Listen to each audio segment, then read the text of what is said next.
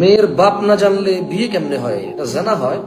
মেয়ের বাপকে না জানিয়ে মেয়ে জানা করতে পারবে, বিয়ে করতে পারবে না। আমি আবারও বলি, বাংলাদেশে যত মুসলিম নারী আছে নিজ পিতাকে না জানিয়ে জানা করা সম্ভব, বিয়ে করা না। কারণ এই মর্মে একটা হাদিস আছে যে মেয়ের পিতা মানে ওলি যে বিয়েতে নেই, বাদ, অজানা বা রাজি নেই, সে বিবাহ বাতিল বাতিল বাতিল, এই মর্মে হাদিস আছে। কেমন?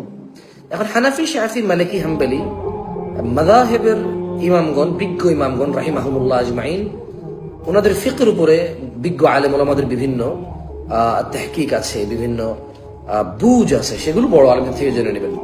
কেমন? ওখানে কথা বলার জ্ঞান আমার নাই বা অতটুকু যোগ্যতা আমার নাই। তবে এই বিষয়ে হাদিস আছে যে মেয়ের পিতা মানে ওলি অবর্তমানে বিবাহ বাতিল।